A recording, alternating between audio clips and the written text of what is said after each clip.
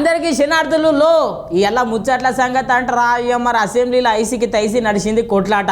ఇక మరి ఆ ముచ్చట అట్లుంటే వాయమ్మో వాయయ్యో అన్నట్టే ఉన్నది ఈ బీజేపీలో కథ. బీఆర్ఎస్ కాంగ్రెస్ రెండో ఒకటే అంటున్నారు మరి బీజేపీ లీడర్లు అయితే. ఇక మరి ఆ ముచ్చట అట్లుంటే ఇక ఓ కామైతే ఇక మొత్తం తాయి పాపం పోలీసులను ఆగం చేసింది. ఆఖరికి వస్తే ఇక మరి ఏమైందో ఏమో కానీ ఇక మరి ఆ ముచ్చట తర్వాత ఇక లోకేశం సారు జగన్నాథ్ సార్ను ఇక మరి గట్టి అరుచుకుంటున్నాడు. ఇగో ఇట్లా మొత్తం మీద అయితే చాలా ముచ్చట్లు ఉన్నాయి. ఇక మరి సుతముండా మన రచ్చరచ్చ వార్తలు.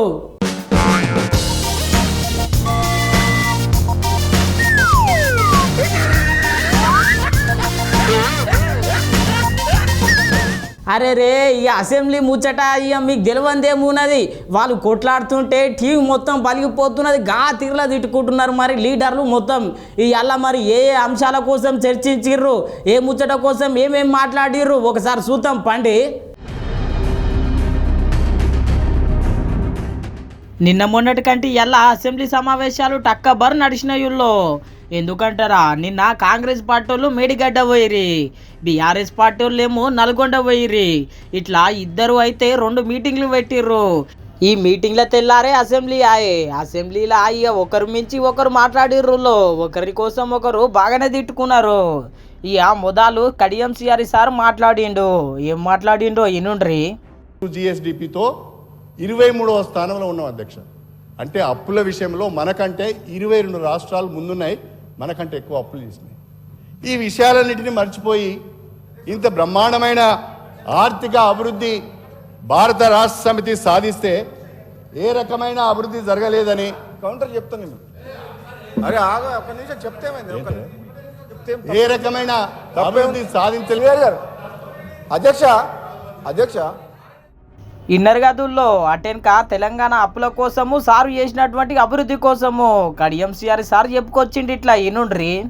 అధ్యక్ష, నేను ఇంతవరకు చెప్పిన గణాంకాల ద్వారా నేను చెప్పదలుచుకున్నది ఏంటంటే 10 సంవత్సరాల భారత రాష్ట్ర సమితి ప్రభుత్వంలో కేసీఆర్ నాయకత్వంలో తెలంగాణ రాష్ట్రం దేశంలోనే బ్రహ్మాండమైన అభివృద్ధిని ప్రగతిని సాధించిందని చెప్పడానికే నేను ఆ గణాంకాలన్నీ కూడా మీ ముందు పెట్టారని చెప్పి ఈ సందర్భం గుర్తు చేస్తున్నా.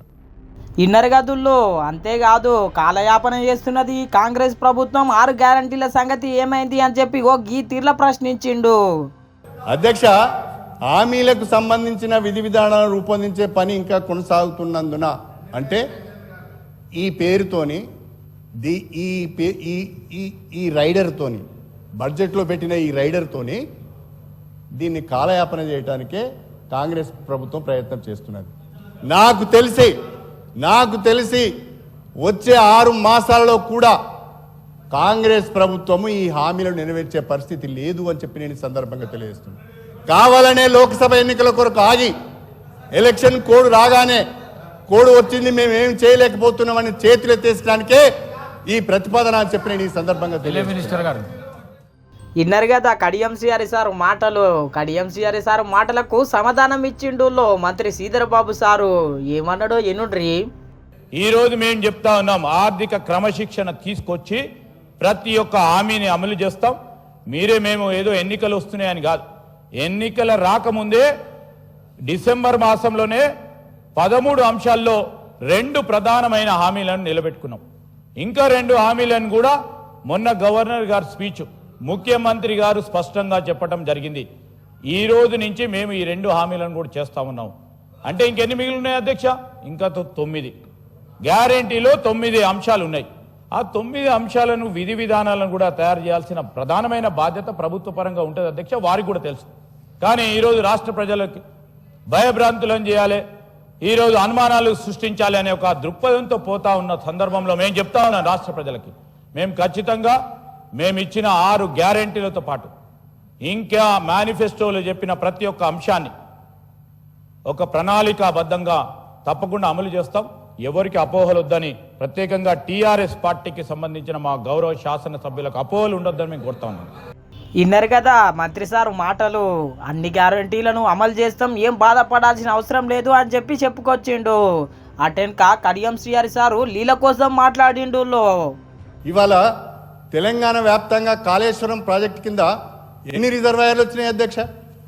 ఎన్ని రిజర్వాయర్లు వచ్చినాయి, ఏ రకంగా స్టోరేజ్ కెపాసిటీని పెంచుకున్నాం, ఏ రకంగా కాలువల నిర్మాణం చేసుకున్నాం, ఏ రకంగా ఇవాళ మెదక్లో అనేక రిజర్వాయర్లు వచ్చాయి, ఏ రకంగా ఇవాళ కరీంనగర్ కానీ మెదక్ కానీ వరంగల్ కానీ ఆ కాళేశ్వరం ద్వారా లబ్ధి పొందింది, ఏ రకంగా ఇవాళ కాకతీయ కాలువ నిండుగా కోదాడ హుజూర్ నగర్ దానికి వెళ్ళింది, ఏ రకంగా తుంగతుర్తిలో బ్రహ్మాండమైన పంటలు ఈరోజు పండుతున్నాయి, ఏ రకంగా కోదాడలో ఇవాళ బ్రహ్మాండంగా పంటలు పండుతున్నాయి.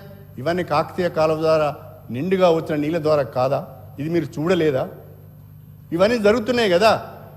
దాన్ని మనము గోరంతను కొండంతలు చేసి ఏదో జరిగిపోయిందని చెప్పి మొత్తము వ్యవహారం అంతా దాని మీదకి డైవర్ట్ చేసి ప్రజలను తప్పుదో పట్టించే ప్రయత్నం చేయడం సరైనది కాదు.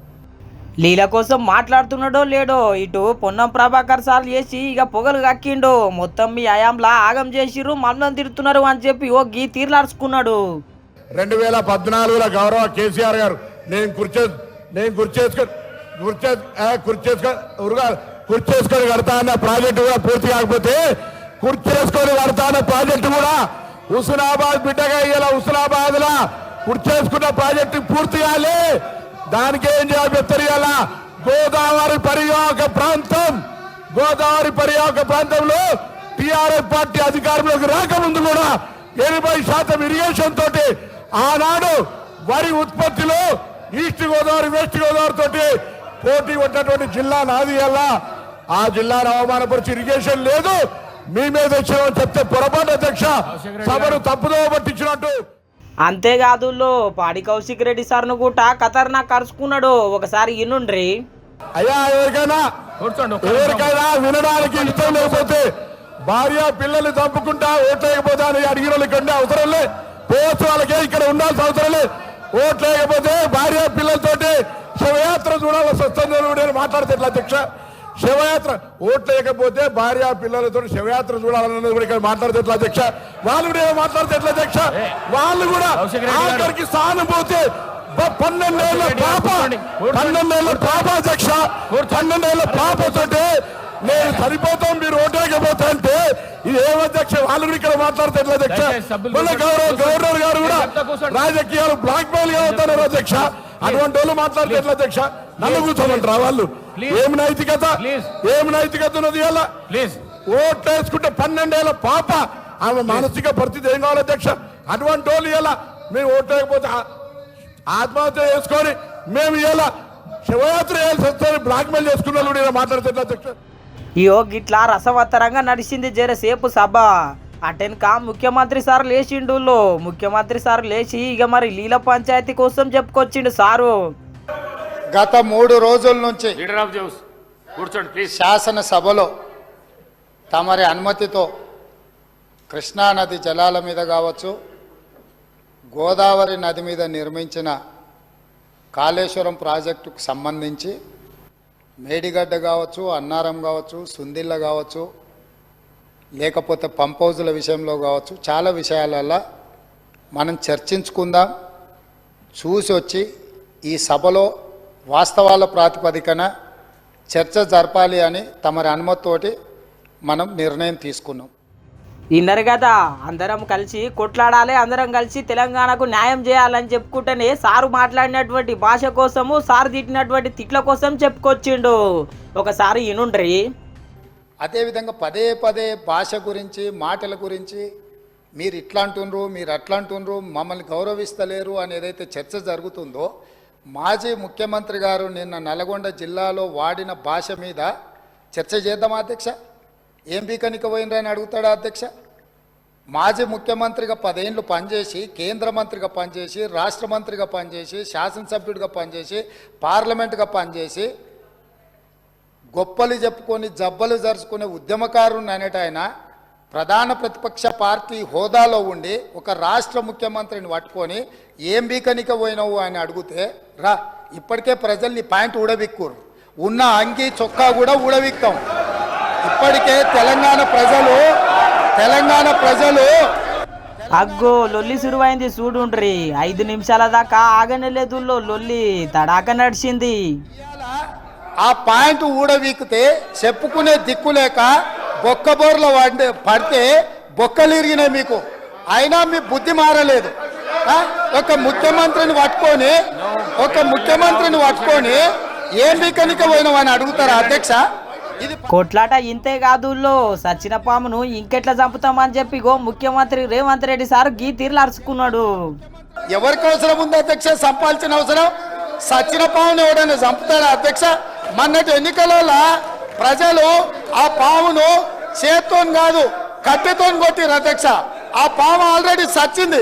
సచిన పాము చంపాల్సిన అవసరం మాకే ఉంది అధ్యక్ష. చూసిరు కదా మాజీ ముఖ్యమంత్రి ఇప్పుడున్న ముఖ్యమంత్రి పంచాయతీ.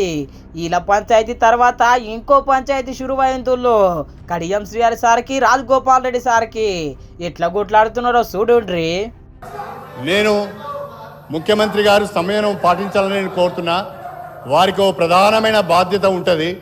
వారి పట్ల రాష్ట్ర ప్రజలకు గౌరవం ఉంటుంది.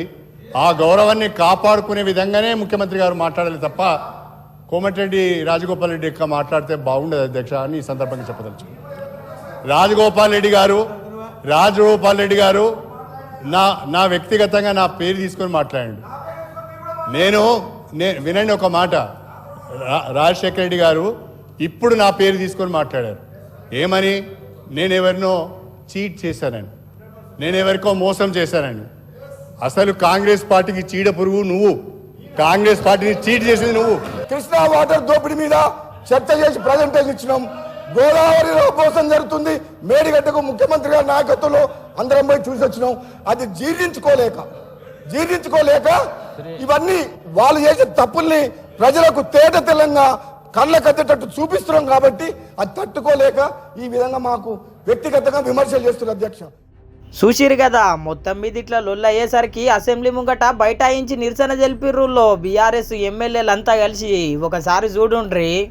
ప్రభుత్వం మొండి వైఖరి నశించాలి. ప్రతిపక్షాల గొంతు నొక్కుతున్న ప్రభుత్వం మొండి వైఖరి నశించాలి. ఇదేమి రాజ్యం చూసిరు కదా కేటీఆర్ సార్ గుట్ట గట్టిగానే అరుచుకున్నాడు. బెదిరిస్తున్నా ఏం చేస్తున్నారు?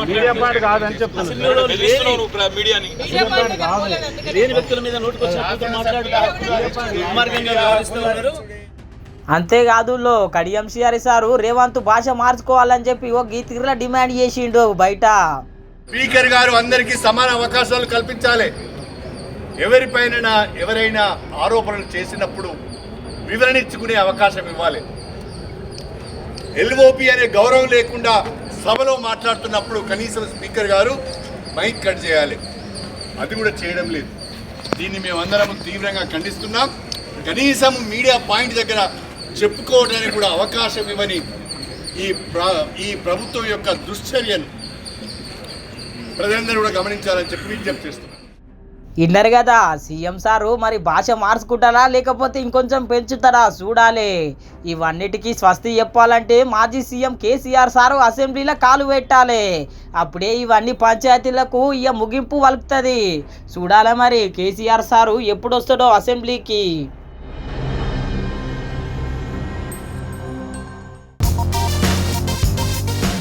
రాష్ట్రంలో రాజకీయమే అర్థమైతలేదు.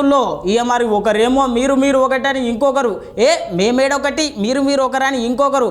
ఇక మరి ఇలా బొర్చబెట్టి బీజేపీ పార్టీ వాళ్ళు అయితే ఇటు కాంగ్రెస్ పార్టీని ఇటు బీఆర్ఎస్ పార్టీ నడుచుకున్నారు. మరి ఏం తిట్టిరు ఏం సంగతి ఓసారి చూద్దాం పండి.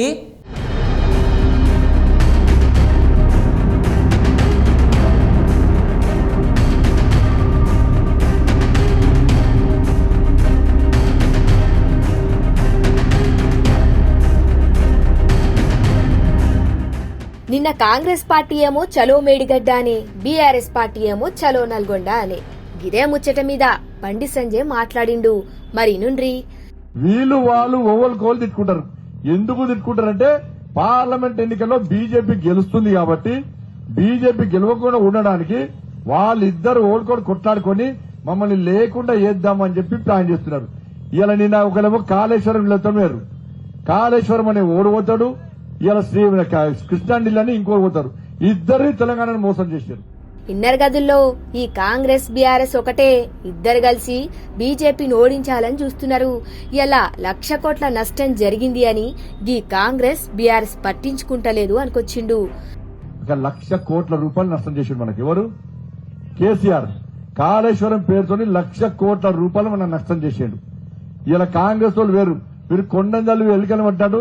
అరే కాళేశ్వరంలో అవినీతి జరిగినప్పుడు మేడిగడ్డ పిల్లలు కుంగిపోయినాక డ్యాము కట్టలు మొత్తం పిల్లర్లే కుంగిపోతే 21 తారీఖు నాడు కుంగిపోతే 23, 24 తారీఖు నాడు ఢిల్లీ నుంచి national dam safety authority committee ఉంటుంది.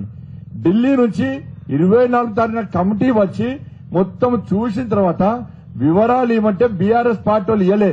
ఆ ప్రభుత్వం ఇవ్వకుంటే వాళ్ళంతా రిపోర్ట్ రాసి ఇది క్వాలిటీ లేదు, ఒక ప్లాన్ లేదు, దీనికి మెయింటెనెన్స్ లేదని చెప్పి వాళ్ళు రిపోర్ట్ ఇచ్చారు.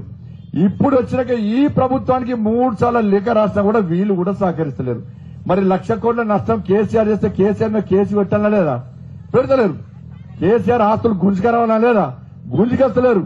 వీళ్ళు కృష్ణా నీళ్ళు అంటున్నారు, వీళ్ళు కాళేశ్వరం నీళ్ళు అంటున్నారు, ఓళ్ళుకొని తన్నుకుంటున్నారు తప్ప ఏమి చేస్తలేని విషయాన్ని ఒక్కసారి గుర్తుంచుకోండి.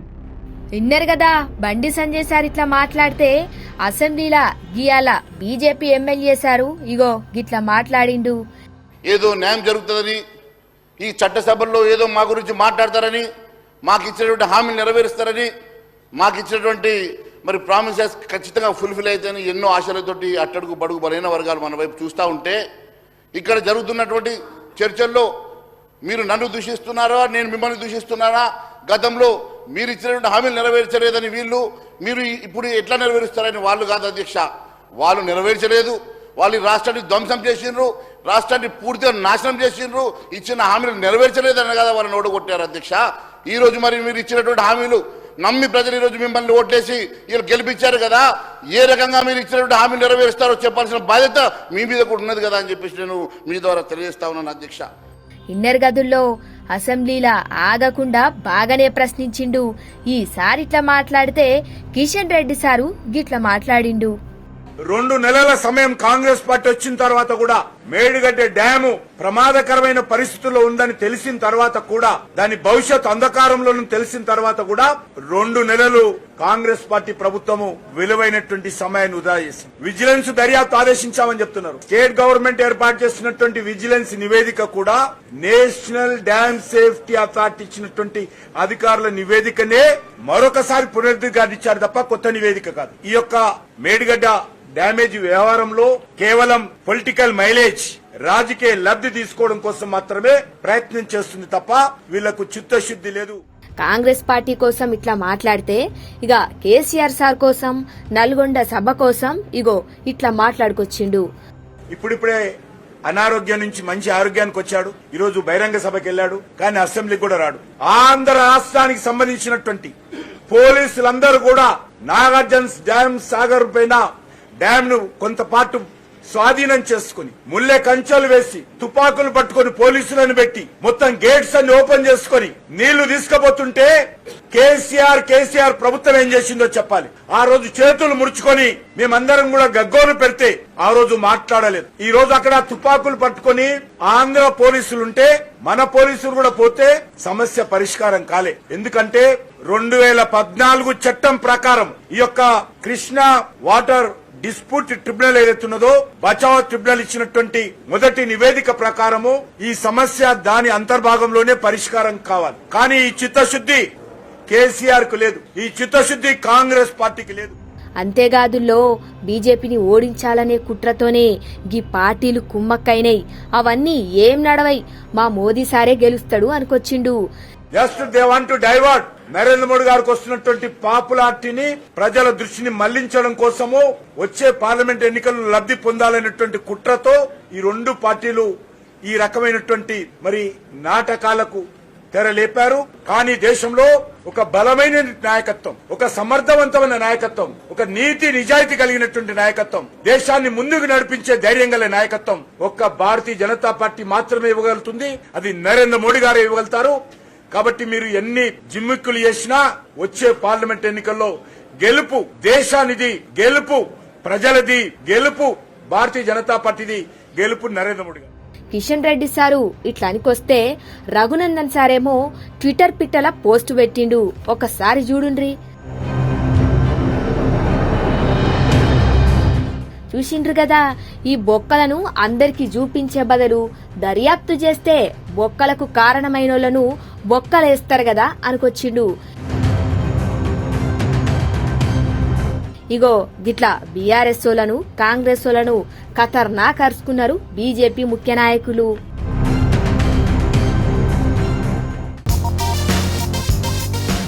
వారెవ్వా లోకేశం సారా మజాక.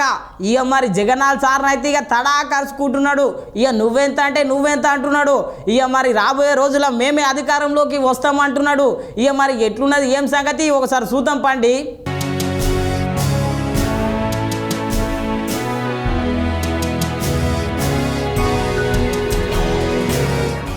నారా లోకేశం సారు రాజకీయమే అలాగున్నదులో ఎవ్వరికినకుండా ఏడ తగ్గకుండా బహిరంగ సభలు పెడుతున్నాడు. జగన్నాథ్ సార్ను తిడుతున్నాడు. ఇలా పార్వతాపురం నియోజకవర్గంలో మీటింగ్ పెట్టిండు. గీ మీటింగ్లా మొదలు గీ అన్నపాటి నుండి మా భూములనే తీసుకుంటివి, నవసకమంటూ పేరు పెడితివి, సప్లాను నిధులనే దోచుకుంటివి, అమ్మఒడుకు మళ్ళించి వేస్తివి. నువ్వు మాయలోడివి జగను, నువ్వు మాట తప్పావు జగను, నీకు పోయే కాలం జగను, 2 నెలల ఉందిరా జగను, పోవాలి జగను, నువ్వు పోతావురు జగను, పోవాలి రే జగను, దిగిపోతావురు జగను. ఇన్నర్ గదుల్లో ఖతర్నాక్ పాటల్లిండు. అన్న పాటకందరూ నవ్విండ్రు. పోవాలి జగన్ అనే గాదుల్లో రావాలి చంద్రబాబు, రావాలి పవన్ అని కూడా పాట పాడిండు. ఇనుండ్రి. మరి ఎవరు రావాలి? రావాలిర బాబు వచ్చి ఆలారిర బాబు, రావాలిర పవను వచ్చి ఆలారిర పవను. విన్నారు కదా, అన్న జోషే అలాగున్నదిలే. మొత్తానికి లోకేశం సార్ దగ్గర మార్కులు కొట్టేసిండు గాని మరి లోకేశం సార్ ఏం మాట్లాడిండో ఈనుండ్రి. తెలుగుదేశం పార్టీ కార్యకర్తలందరికీ శిరసు వంచి పాదాభివందనాలు చేసుకుంటున్నాను. ఉత్తరాంధ్ర దద్దరిల్లింది. ఉత్తరాంధ్ర యూత్ పవర్ అదిరిపోయింది. ఉద్యమాలు పోరాటాల గడ్డ ఈ ఉత్తరాంధ్ర గడ్డ. వచ్చే ఎన్నికల్లో అదే ఫ్యాన్ కి కరెంట్ షాక్ ఇచ్చేదానికి ఉత్తరాంధ్ర ప్రజలు సిద్ధంగా ఉన్నారు. షురు చేసుడే ఫ్యాన్ కు షాక్ వచ్చేటట్టు మాట్లాడింది కదా. అంతేకాదులో సీఎం జగన్నాథ్ సార్ కు ఏదో రోగం వచ్చిందంట. ఇనుండ్రి. కొత్త జబ్బు వచ్చిందండి. ఆ జబ్బు పేరు డయేరియా. నమ్మట్లేదా? డయేరియా వచ్చింది. కావాలంటే తాడేపల్లి కొంప దగ్గరికి వెళ్ళి పరీక్షలు నిర్వహిద్దాం. నేను ఒకే ఒక ఉదాహరణ ఇస్తా. ఇది ఎంత చెత్త ప్రభుత్వం తేల్చి చెప్పేదానికి. నిన్నగాక మొన్న గుంటూరులో కనీసం సురక్షితమైన తాగునీరు ఈ ప్రభుత్వం ఇచ్చే పరిస్థితులు లేదు. ఏకంగా డయేరియాల వల్ల గుంటూరులో 2 చనిపోయారు. వందలాది మంది ఆసుపత్రిలో అడ్మిట్ అయ్యే పరిస్థితి ఈ రోజు మనందరం చూస్తున్నాం. ఇంత జరుగుతున్నా కూడా ఈ దున్నపోతు ప్రభుత్వం నిద్ర లేసే పరిస్థితి లేదు. ఇంతమంది చనిపోతున్నా ప్రభుత్వం కనీసం ఒక్కసారి సమీక్ష చేసే పరిస్థితి లేదు. విన్నారు కదా, ఆంధ్రాల పరిస్థితి అట్లుందన్నమాట. అటెనక జగన్నాథ్ సార్కి సినిమాల పిచ్చి ఎక్కువైందని ఇగో గీ తీర్లర్చుకున్నాడు. జగన్ కి ఈ మధ్యన సినిమా పిచ్చి ఎక్కువైందండి. ఒక పక్కన వ్యూహం అంటారు, ఇంకో పక్కన యాత్ర 2 అంటారు. వాళ్ళ సొంత పార్టీ ఎమ్మెల్యే టికెట్లు కొనిచ్చి డబ్బులిచ్చి కార్యకర్తలకి వెళ్ళి సినిమా చూడండి అంటే వైకాపా పని అయిపోయింది, అంతమే యాత్ర మొదలవుతుంది, మాకు సినిమా వద్దు బాబు అంటున్నారు. ఆ సినిమా ఎంత అట్టర్ ఫ్లాప్ అయిందో మనందరం చూసాం. మొదటి షోలో కూడా ఎవరు వెళ్ళి కూర్చునే పరిస్థితి లేదు. పాపం ఆ సినిమా తీసిన ప్రొడ్యూసర్ బాగా నష్టపోయాడు. వెళ్ళి ముఖ్యమంత్రి గారిని అడిగాడు, అయ్యా మీకోసం నేను సినిమా తీసా, నష్టపోయా, కొంచెం నష్టం పూడ్చండి అన్నాడు. చీపో నువ్వు నష్టపోయింది కదా, మరి నష్టపోయావు కదా అని మెడబట్టి బయటికి గెంటేశాడు ఆ ప్రొడ్యూసర్ని జగన్. ఆ ప్రొడ్యూసర్ కోపం వచ్చింది. బయటికి వెళ్ళి ఒక పోస్టర్ తయారు చేశాడు. ఆ పోస్టర్ పేరేంటో తెలుసా? అంతిమ యాత్ర. ఆ పోస్టర్ తీసుకెళ్లి జగన్ చూపించాడు. నాకు డబ్బులు ఇవ్వబోతే అంతిమ యాత్ర సినిమా తీస్తానన్నాడు. ఆ దెబ్బకి జగన్ భయపడిపోయి ఏకంగా హార్స్లీ హిల్స్ లో అతి ఖరీదైన 2 ఎకరాల ప్రభుత్వ భూమి ఆ ప్రొడ్యూసర్ కి అప్పగించాడు. విన్నర్ గదుల్లో లోకేషన్ సార్ మాటలు అచ్చం సినిమా చూసినట్టే చెప్తుంది కదా. ఇగో గిట్లా సీఎం జగన్ అయితే అరుచుకున్నాడు లోకేషన్ సారు. చూడాలే మరి, బాగానే తిప్పలు పడుతున్నాడు గాని అధికారంలోకి వస్తారో రారో.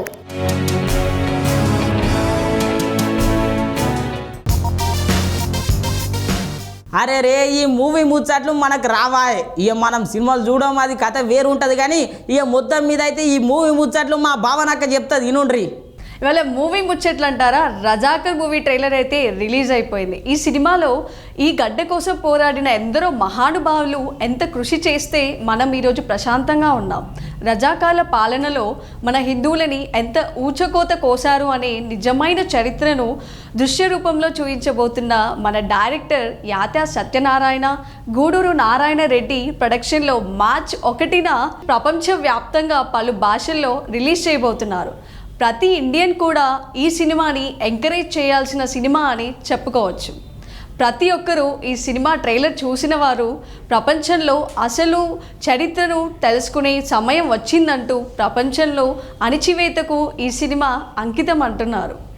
ఈ సినిమా ట్రైలర్ రిలీజ్ అయినప్పటి నుంచి కూడా అనేక కాంట్రవర్సీతో పరుగులు తీసేస్తోంది. పోస్టర్లో తుపాకీ కత్తికి బ్రాహ్మణుడి దేహంతో కనిపిస్తూ ఒక పోస్ట్ కూడా రిలీజ్ కావడంతో రజాకర్ మూవీ ట్రైలర్ అయితే రచ్చరచ్చ చేసేస్తోంది. ఈ మూవీలో ప్రత్యేకంగా చెప్పుకోగలిగిన పాత్ర అనసూయ గారి పాత్ర. ఈవిడ మనకి బతుకమ్మ సాంగ్తో రజాకర్ చరిత్ర గురించి వివరిస్తూ ఒక పాట కూడా తీశారు. ఇప్పటికే ఆ పాట ట్రైలర్ రూపంలో కూడా మనకి సోషల్ మీడియాలో చాలా హల్చల్ చేసేస్తోంది. సో ఓవరాల్గా చూసుకుంటే రజాకర్ మూవీ కూడా మనకి చాలా తెలియచేయాల్సిన రజాకర్ల చరిత్ర గురించి కూడా తెలియచేయబోతుంది అని చెప్పి మనం ఈ మూవీలో కూడా చాలా తెలియని విషయాలు తెలుసుకోవచ్చని చెప్పుకోవచ్చు. నెక్స్ట్ మనం RRR గురించి ఆల్మోస్ట్ మనకి వరల్డ్ వైడ్గా కూడా RRR మూవీకి అయితే మంచి గుర్తింపు అయితే వచ్చింది. సో RRR తర్వాత రాజమౌళి గారు మన మహేష్ బాబు గారితో సినిమా నిర్మించబోతున్నారని ఇప్పటికే చాలా వార్తలైతే వచ్చేసాయి. సో రాజమౌళి గారి సినిమా అనగానే భారీ అంచనాలతో, అంటే మనకి బాహుబలి చూసుకుంటే కూడా బాహుబలి 1 కానీ బాహుబలి 2 కూడా భారీ అంచనాలతో భారీ హిట్ అయితే ప్రపంచవ్యాప్తంగా చాలా పెద్ద హిట్ ఇచ్చింది కదా.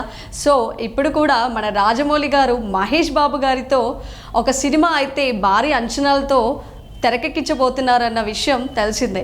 సో ఈ సినిమాలో హీరోయిన్ గురించి చాలా వార్తలు వస్తున్నాయి.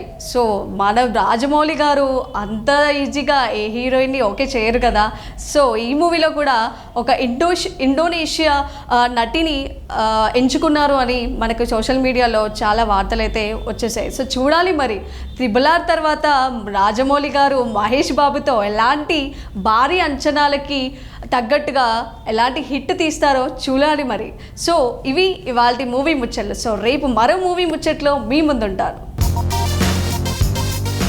ఇక ఎట్లున్నాయి మన రచ్చరచ్చ వార్తలు? ఇక రచ్చరచ్చ లేవు, చూస్తూనే ఉండండి మన న్యూస్ 360 తెలుగు ఛానల్ను. రేపు పొద్దుగాల మళ్ళీ మీ ముంగట ఉంటా.